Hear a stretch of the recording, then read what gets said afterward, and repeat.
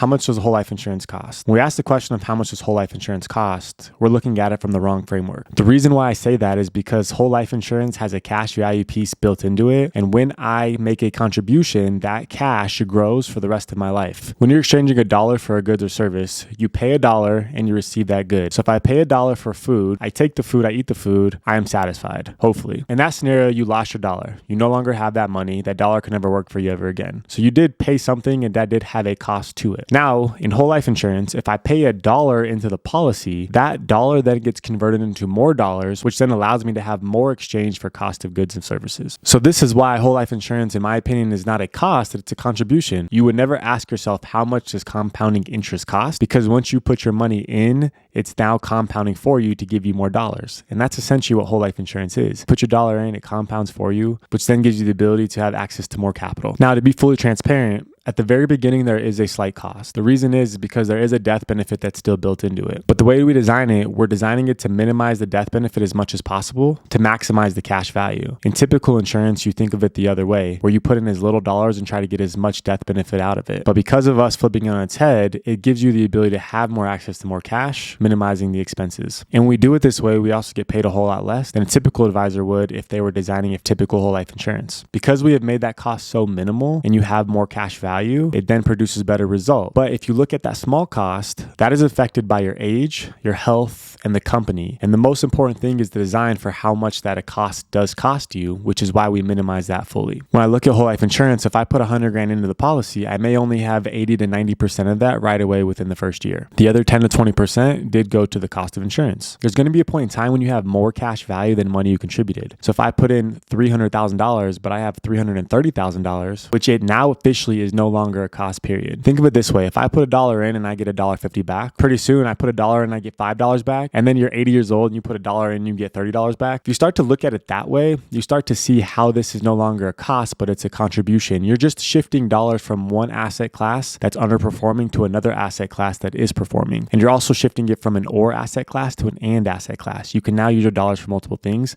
and this asset class can be that vehicle to store your dollars in to then allow you to then take those same dollars to go buy more cost of goods or services or investment properties and businesses, et cetera, et cetera, et cetera.